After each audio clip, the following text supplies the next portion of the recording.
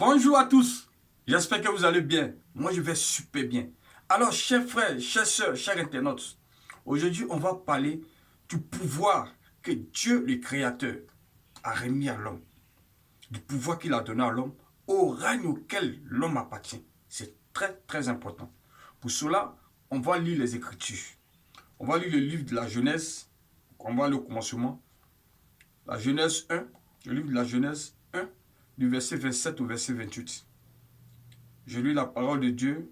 Le verset 27 dit, Dieu créa l'homme à son image. Il le créa à l'image de Dieu. Il créa l'homme et la femme. Le verset 28 dit, Dieu les bénit. Ce fut le premier mariage. Donc c'est Dieu qui a institué pour la première fois le mariage dans le jardin d'Éden entre un homme et une femme. Deux sexes opposés, pas le même sexe. Il faut que ça soit clair dans l'esprit de tout homme. Donc le mariage selon Dieu, c'est un homme et une femme. Je poursuis. Dieu leur dit, soyez féconds. C'est là il les a bénis. Soyez féconds, multipliez, remplissez la terre et la sujettissez. Dominez et dominez et dominez, dominez et dominez. Dieu a été bien précis là-dessus.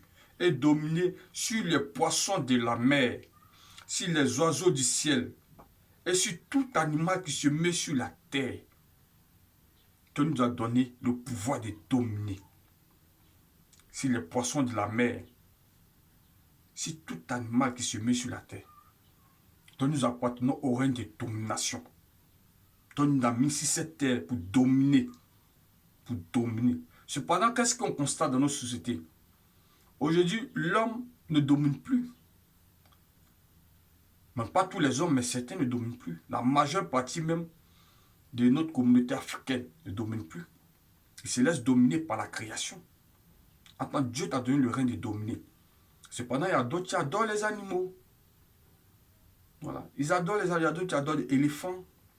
Il y a d'autres qui adorent poissons. Il y a d'autres qui adorent poulet. Voilà. C'est interdit pour eux de manger du poulet. C'est interdit pour eux de manger du poisson. Vous voyez?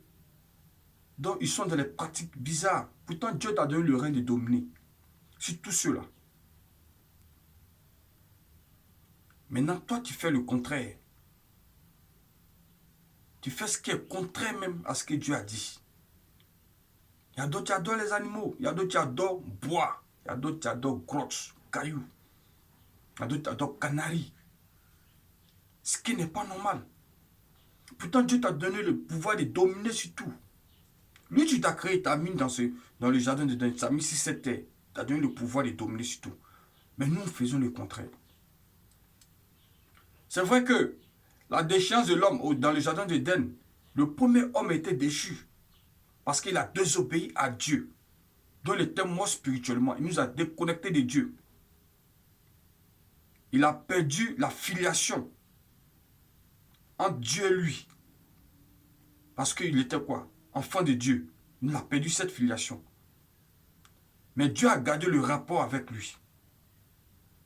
Bon, j'explique. C'est comme un enfant qui vit dans la maison de son père.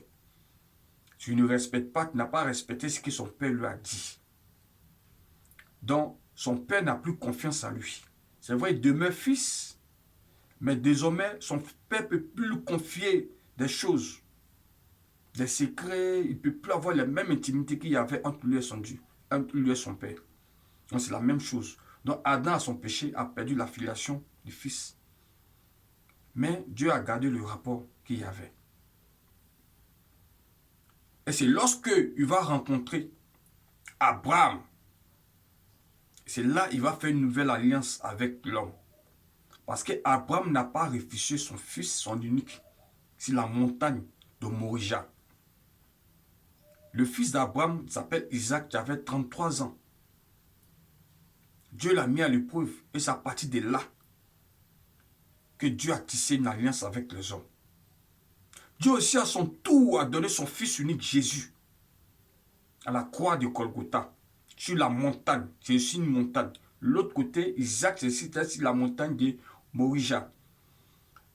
Dieu lui a donné son fils unique sur la montagne de Golgotha. Jésus aussi avait 33 ans. Vous voyez, comme il y a des similitudes. Et c'est de là que l'alliance est partie. Et c'est son sang qu'il a donné à la croix de Golgotha pour racheter la race humaine, pour racheter l'homme. Vous pouvez comprendre. Il disait dans la vidéo précédente qu'il y a la vie dans le sang. Il y a la vie dans le sang. Moi, je suis né de la famille Kwao. Dans le sang qui coule de mes veines, c'est le sang des Kwao. Mais Jésus est venu sans rapport sexuel par la visitation de l'ange Gabriel et le Saint-Esprit est descendu dans le sein de Marie. Dans le Père de Jésus, c'est qui? C'est bien Dieu. Dieu n'a... Parce qu'Abraham n'a pas refusé son fils, son unique. Dieu aussi n'a pas refusé son fils. Il a donné son fils unique. Donc dans les veines de Jésus coulait la vie de Dieu, le sang de Dieu. Donc c'est ce sang que Jésus est venu couler à la croix de Golgotha. Ce sang a servi de libation pour racheter toute la race humaine.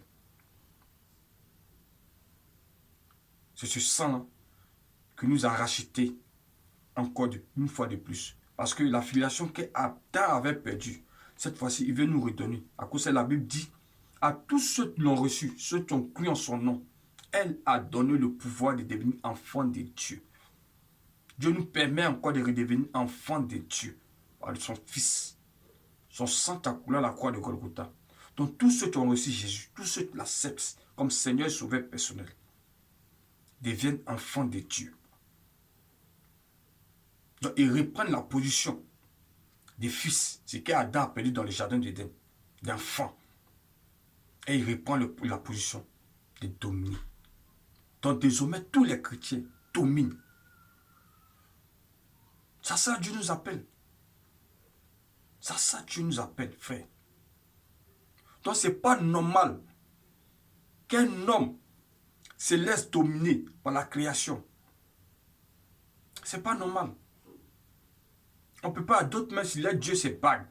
Comment Dieu qui est si grand se trouve dans bague? Ce n'est pas normal. Il y a d'autres, c'est gris-gris. Dieu ne t'appelle pas à vivre comme ça. Non. Vous devez chercher à savoir qui est Jésus. C'est que lorsqu'on connaît la vérité qu'on a franchie, vous devez comprendre qu'il y a deux règnes. Le règne des lumières et le règne des ténèbres. Le règne des lumières, il y a une seule voie, Jésus. Le chemin, la vérité, la vie. Et le monde des ténèbres, il y a plusieurs fois où Satan domine.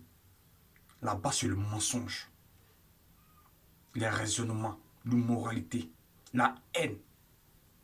Cependant, il dit à tous mes frères, idolâtres, frères, la haine contre les blancs ne va pas vous aider. La haine contre les blancs ne va pas vous aider. Vous devez rechercher la vérité, et la vérité, c'est Jésus.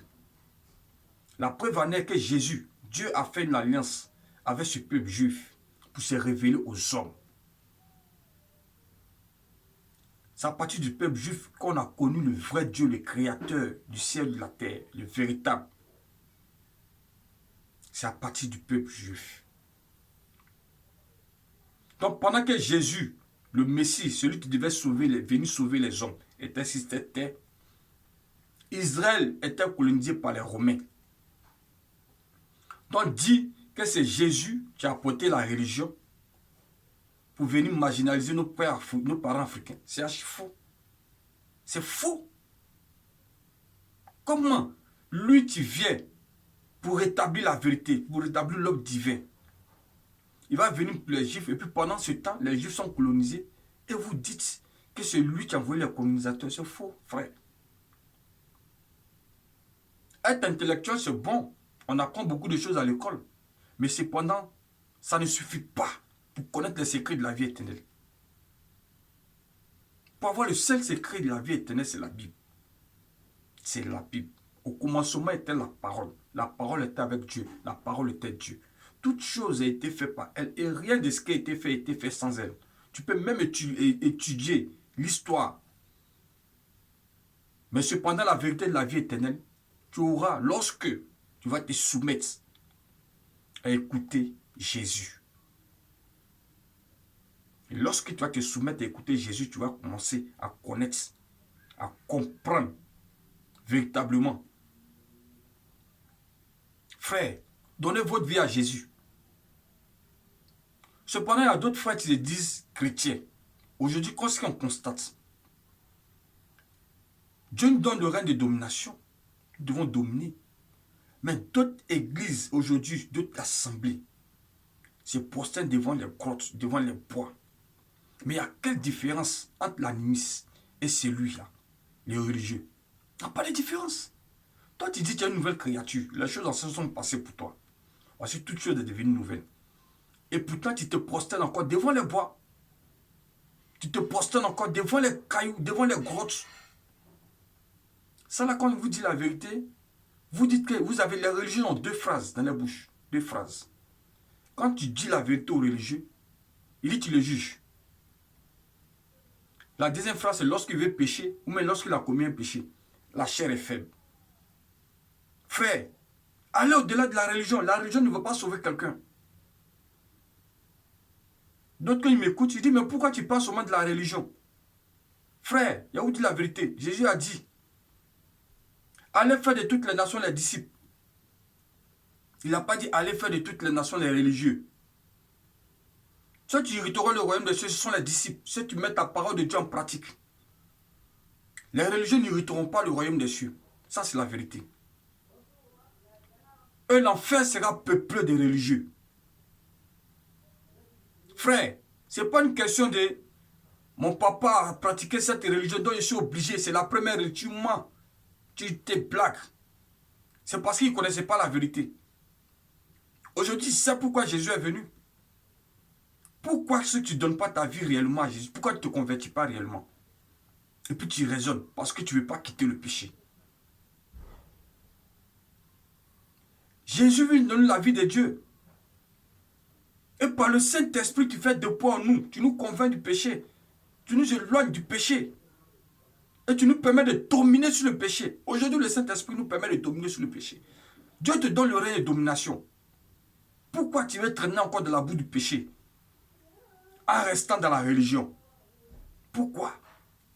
La religion ne peut pas te sauver. Aucune religion ne va sauver quelqu'un. La preuve en est, je vous ai dit ça toujours. Je vous demande ça toujours. Les religieux, c'est eux qui ont crucifié Jésus. C'est eux qui l'ont crucifié. Donc, gloire soit rendue à Dieu, ils nous ont fait du bien parce que Jésus était destiné à ça. Frère, tu écoutes le son de ma voix. Donne ta vie réellement à Jésus. Convertis-toi. Convertis-toi. Se prosterner devant les grottes, les cailloux, devant du bois, ne va pas te sauver. Dieu t'a donné le pouvoir de dominer sur ça. Il est dominé sur les poissons de la mer, sur les oiseaux du ciel, sur tout animal qui se met sur la terre. Dominer sur tout.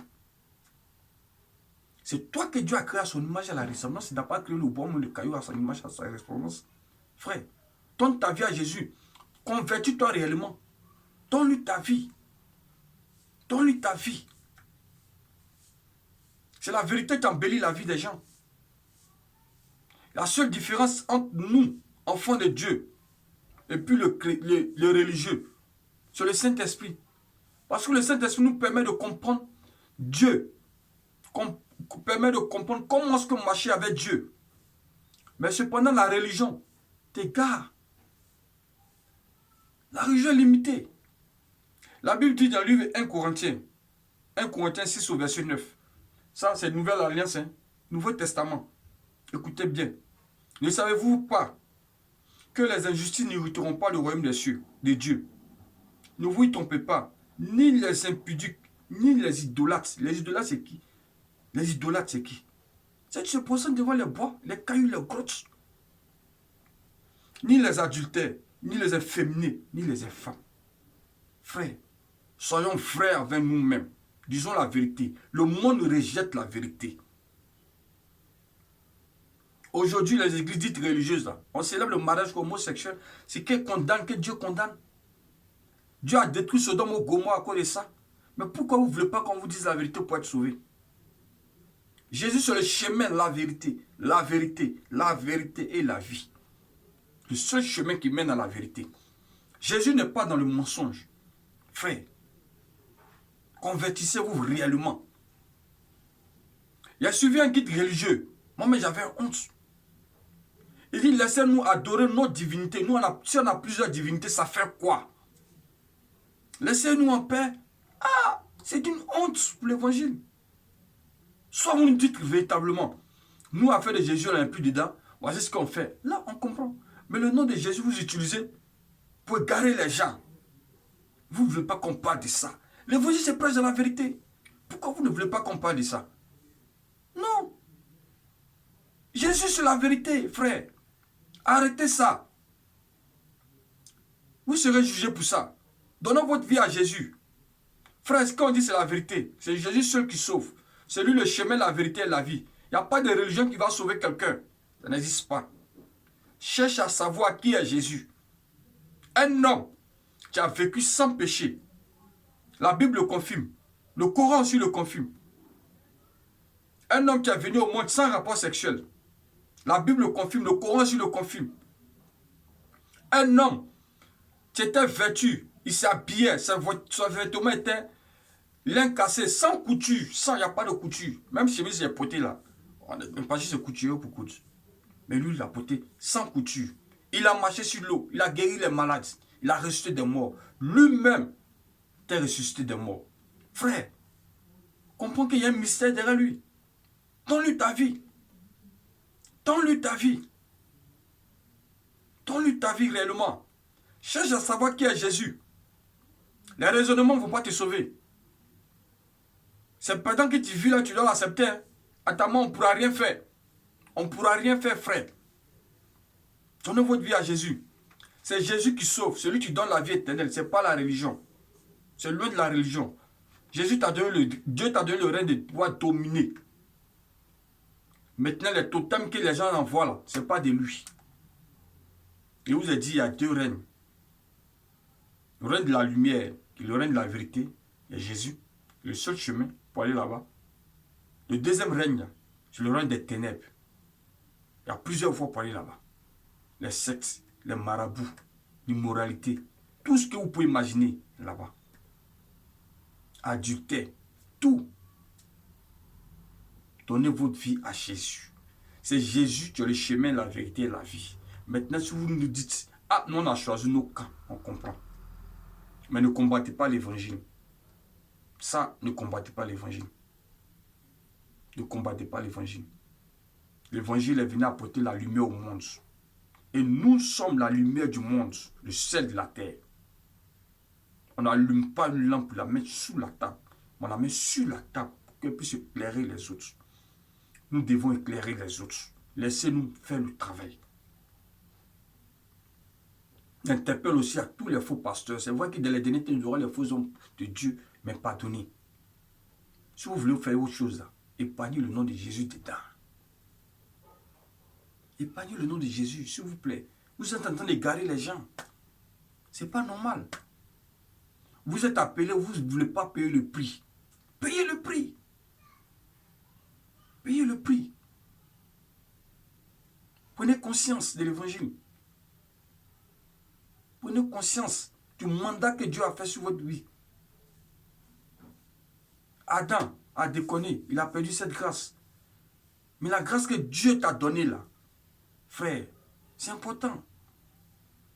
Ne prends pas autre chemin. Dans toute église aujourd'hui même, on fait brouter des lettres aux fidèles, des trucs. Nous sommes dans les derniers temps, frère. Je vous dis la vérité. Si vous ne voulez pas qu'on vous blague, lisez la Bible. Lisez la Bible.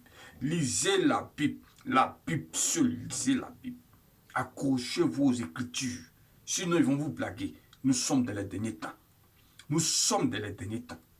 Il a causé avec des frères kamites. Ils me disent qu'ils connaissent des pasteurs qui n'ont plus de relation avec Dieu, mais qui viennent prendre des médicaments avec eux.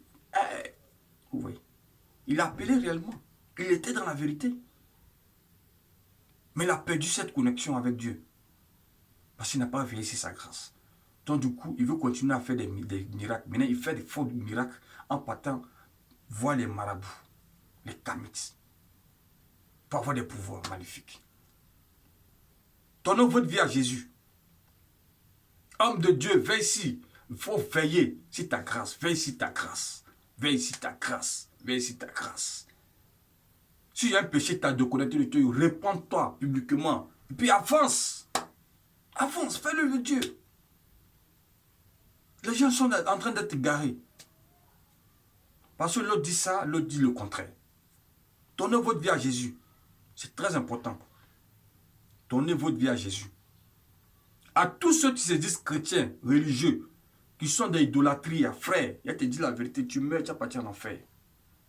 Ça ne ment pas. Les gens vont avoir peur de te dire la moi, te dis la vérité. Il ne faut pas discuter. Si tu ne crois pas, va lire les Écritures. Dieu t'a donné le pouvoir de dominer. Le règne de domination, c'est ce qu'il t'a donné. Maintenant, toi aussi, il ne faut pas te faire dominer. Convertis-toi réellement. Jésus t'aime. C'est parce qu'il t'aime qu'il permet que tu écoutes ça. Lis les Écritures. Elle nous approche avec les Écritures. Seul, Jésus va te sauver. La vie chrétienne, c'est d'avoir une intimité avec lui. C'est une relation. Ça se passe, une intimité, au fond. Ce n'est pas le fait de partir à l'église seulement chaque dimanche. Mais une relation avec Dieu. Que le Seigneur vous bénisse. Si tu aimais, like, partage, ça peut aider quelqu'un. N'oublie pas, Dieu t'a donné le règne de dominer. Il t'a donné le pouvoir de dominer. Il t'a donné le pouvoir de dominer. Il ne doit pas te laisser dominer par la créature. Domine. Que le Seigneur vous bénisse. À bientôt. Ciao. Au revoir.